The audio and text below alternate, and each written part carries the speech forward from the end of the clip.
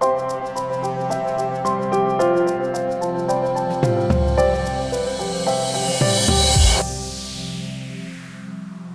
basically, my advice to you is 7 things. Never say no when you're presented with an interesting opportunity, because like everyone else on the panel, I've had a lot of odd jobs in my life and sort of been like, okay, sure, I'll do that. It's kind of fun. You know, to do this video, to do OCMC, all those kind of things will lead you to do cool stuff like I get to do, which is basically play on the internet all day. So never stop learning. Even since I finished school now 2 years ago, I've taken courses at OCAD, in Photoshop, and Illustrator, and InDesign, just to keep up my skills and add new things to my resume. Use your social networks. So tweet not only about jobs that you see, but interesting stuff in the news, because you never know what you're going to be asked about in an interview. Like, I think Chris said, like, he was reading about that Strategy magazine thing. I read that on Twitter. You might be asked about that in an interview, or board games. And keep working.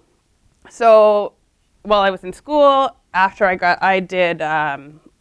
went to university before I came to Humber, and I worked in travel for 2 years. So I got to travel a lot. I went to New Zealand and Australia, and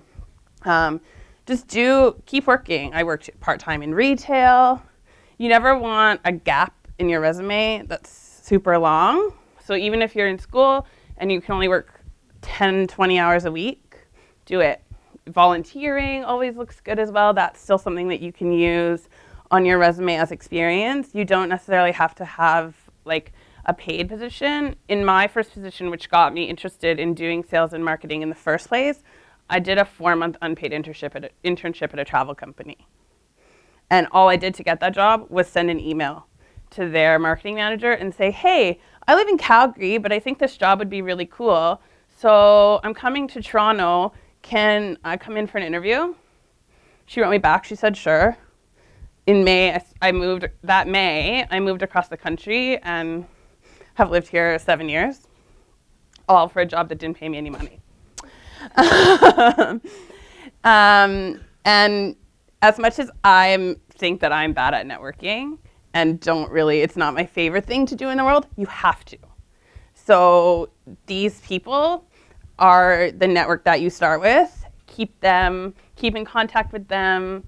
I still talk to people that I graduated with, 3-4 years, almost now 3 years ago. And they send me stuff all the time. They ask what I'm doing, things like that. So keep in touch with all of your classmates, because even the ones that you're not necessarily super close with might be the ones that get you a job because you follow them on Twitter, or you're connected with them on LinkedIn, or your Facebook friends. So, and do what you love. I love my job. It's really fun. I work in a place where I work with a bunch of young people. We have, we go out at lunchtime and we play sports and play hockey and basketball and go out for lunch to celebrate people's birthdays. So work in a place you love with people you really like, and aim for balance. So what I mean by that is don't work all of the time, but work in a place where just because you're junior, which like I could probably still be considered even, where you have an opinion, where you're allowed to have an opinion, and where your opinion matters to the people who are in charge of you.